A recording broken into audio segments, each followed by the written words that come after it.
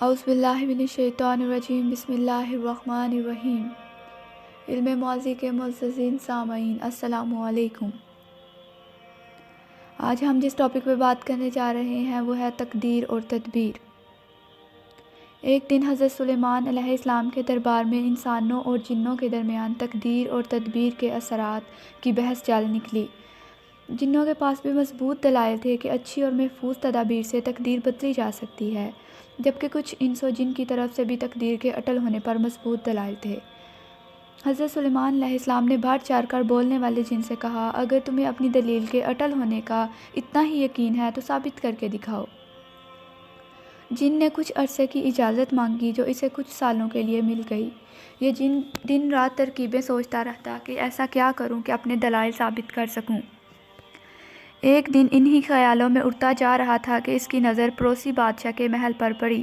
اس کے وسیع و عریض چمن میں نوعمر شہزادی اپنی کنیزوں اور سہیلیوں کے ساتھ چھپن چھپائی کھیل رہی تھی۔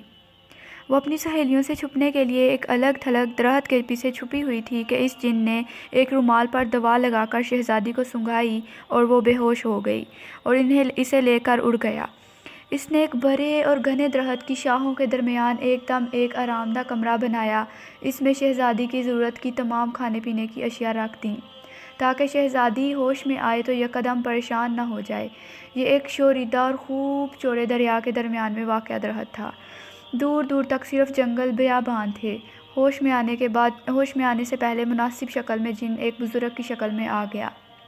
شہزادی ہوش میں آئی تو رونا دھونا شروع ہوا اور کھانے پینے سے انکار کر دیا، کیونکہ اس تبدیلی نے اس کے حواس گم کر دیے تھے۔ جن کو اندازہ تھا کہ انسان تا دیر نئی جگہ، لوگوں اور ماحول کو اپنا نہیں پاتا، اس لیے اس نے اس کی تمام ضرورت کی چیزیں رکھیں اور یہ کہا کہ کل لاؤں گا، اور کہہ کر چلا گیا کہ تم ابھی آرام کرو۔ نوعمر شہزادی غم اور دکھ میں روتے روتے سو گئی۔ جن اگلے دن بزرگ کی شکل میں آیا اور اس سے پرشفقت انداز سے جھوٹی تسلیاں دیں کہ تاکہ کہیں وہ بیمار نہ ہو جائے، اور یہ کہ کہیں بادشاہ معظم اسے سزا نہ دیں۔ شہزادی کی پسند کی تمام چیزوں سے متعلق اس سے پوچھا اور اگلے دن آنے کا کہہ کر چلا گیا۔ آہستہ آہستہ شہزادی جن کی عادی ہوتی چلی گئی اور وہ اسی سے اپنی ضرورت کی چیزیں منگوانے لگی۔ وہ آس پاس کی کھڑکیوں سے جنگل دریا کا نظارہ کرتی اور اسے اپنے جیسا کوئی اور انسان نظر نہ آتا، لیکن جن جسے وہ اب اپنا بابا کہنے لگی تھی کے بارے میں جان چکی تھی کہ وہ ایک جن ہے، کمرے سے نکلتے ہی وہ غائب ہو جاتا، جبکہ باہر کوئی سیڑھی نہیں تھی۔ وقت گزرتا گیا اور شہزادی نوعمری کے دور سے جوانی میں داخل ہو گئی۔ جن کے آنے کے دورانیے میں بھی لمبا وقفہ آنے لگا، کیونکہ اب وہ مطمئن تھا کہ اب اسے اس شہزادی کو پیش کرنے کا وقت آنے والا ہے۔ وہ بادشاہ معظم حضرت سلیمان علیہ السلام کے سامنے اپنی شرط جیت جائے گا، اور ایک دن طوفان کے آثار تھے، دن میں بھی رات چھائی ہوئی تھی۔ شہزادی نے ایسی طوفانی کیفیت پہلی بار دیکھی تھی۔ ڈر اور خوف سے اس کا برا حال تھا۔ کافی دیر گزر گئی، اس دوران اسے دروازے پر دستک سنائی دی۔ ایسا پہلی مرتبہ ہوا تھا کہ کسی نے دستک دی ہو، ورنہ جن تو خود بخود اندر آ جاتا تھا۔ شہزادی نے خوف اور دہشت سے پوچھا، کون ہے؟ اور اسے ایک گھبرائی ہوئی آواز سنائی دی، ہمیں کچھ دیر کے لیے اندر آنے دو اور ہمیں پناہ دے دو کہ طوفان گزرنے تک ہم رکنا چاہتے ہیں۔ شہزادی نے دروازہ کھولا تو وہاں دو جوان اندر داخل ہو گئے۔ شہزادی کو ایک مدت بعد اپنے جیسے انسان دیکھنے کو ملے تو وہ اغوا ہونے سے پہلے کی مدت کی یادیں یاد آ گئیں کہ انسان ایسے ہوتے ہیں۔ ان میں سے ایک جوان حلیے میں اچھا تھا اور دوسرا انتہائی غریبانہ حلیے میں تھا۔ شہزادی نے امیر شخص کو، جو کہ کافی زخمی تھا، اپنے پاس موجود دواؤں سے اس کی مدد کی۔ غریب آدمی نے اپنے ساتھی کی مرہم پٹی کی اور کچھ کھانا پینا ہوا اور وہ آرام کرنے لگے۔ دونوں جوان حیران اور پریشان تھے کہ اکیلی لڑکی کیسے کیوں کر یہاں اس طرح رہ رہی ہے، لیکن انہیں فی الحال طوفان سے پناہ مل گئی تھی۔ شہزادی نے اگلے دن ہی واضح کیا کہ میں ایک جن کی قید میں ہوں اور مجھے نہیں معلوم کہ کتنا عرصہ گزر گیا ہے، بس میں اس وقت اتنی سی تھی۔ شہزادی نے ہاتھ سے اشارہ کر کے بتایا تو جوانوں کو اندازہ ہوا کہ وہ اس وقت 7 سے 8 سال کی تھی اور اب یہاں پہ رہتے ہوئے اسے تقریباً 12 سال گزر چکے تھے۔ شہزادی نے جن کے آنے کے خوف سے ان کو جانے کا کہتی رہی، لیکن غریب لڑکے نے بتایا کہ یہ ایک ملک کا شہزادہ ہے اور میں اس کشتی کا ملاح ہوں جس میں سوار شہزادے کے ساتھ مچھلیوں کے شکار کے لیے نکلے تھے۔ اس طوفان نے کشتی کو بری طرح تباہ کر دیا اور باقیوں کا کیا بنا ہم نہیں جانتے، اور ہم دونوں ایک تختے سے چمٹ کر اس درخت کی لمبی شاخوں سے آگے بڑھے اور چڑھتی اس طوفانی لہروں سے چلتے ہوئے بچنے کے لیے درخت پر چڑھ گئے، اور کمرے کو دیکھ کر حیرت بھی ہوئی اور بچنے کی امید بھی ہوئی۔ اور یہاں تو ایک اور ہی ماجرا نظر آ گیا۔ شہزادے نے کچھ بہتر ہونے تک ٹھہرنے کی اجازت چاہی۔ شہزادی نے بتایا کہ جن انہیں زندہ نہیں چھوڑے گا۔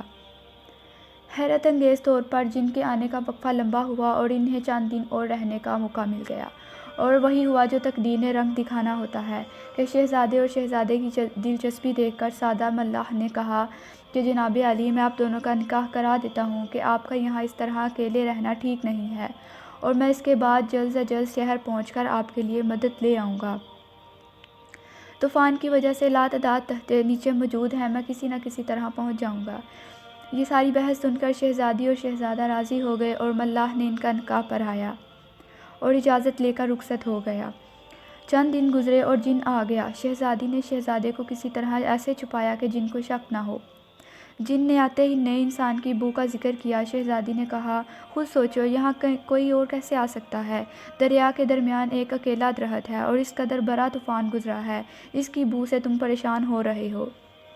جن مطمئن ہوا اور کچھ غیر مطمئن ہوا، اور شہزادی تک کھانے پینے کی اشیاء دے کر واپس چلے گیا اور کہا کہ آج کل دربار میں میری ذمہ داریاں کچھ اضافہ ہو گیا ہے، اس لیے میرے آنے کا وقفہ لمبا ہوگا۔ شہزادی مطمئن ہو گئی اور اب شہزادی کے دن خوشی خوشی گزرنے لگے، اور چند ماہ مزید گزرتے گئے، اور شہزادے کی بہتر صحت کے بعد ضد تھی کہ ہم دونوں ہمت کر کے فرار ہو جائیں، لیکن شہزادی جانتی تھی کہ جن ہر جگہ اسے تلاش کر لے گا، اور شہزادے کو ملاح پر بھی حیرت تھی کہ اب کئی مہینوں کے گزرنے کے بعد بھی وہ ابھی تک مدد لے کر نہیں پلٹا۔ اب شہزادی ماں بننے کے عمل سے گزرنے والی تھی۔ شہزادہ سخت پریشان تھا کہ وہ اکیلے اسے کیسے سنبھالے گا۔ ایک دن شہزادی کو جن کے آنے کا احساس ہوا جو اسے اندازہ ہو جایا کرتا تھا۔ شہزادہ فوراً چھپ گیا اور جن شہزادی کو آ کر کہنے لگا کہ تیار رہنا، تم اس کمرے سمیت تمہیں اٹھا کر آج بادشاہ سلامت کے حضور پیش کرنے جا رہا ہوں۔ ایک شرط تھی جو مجھے جیتنی تھی اور اب میں جیت گیا ہوں، اب تمہیں شاہی دربار میں لے جانے آیا ہوں۔ شہزادی حیران تھی اور پریشان تھی کہ کیوں اس کے بچے کی پیدائش کا وقت بھی نزدیک تھا۔ جن نے ایک نعرہ بلند کیا اور کمرہ ہاتھوں میں اٹھا کر پرواز شروع کر دی۔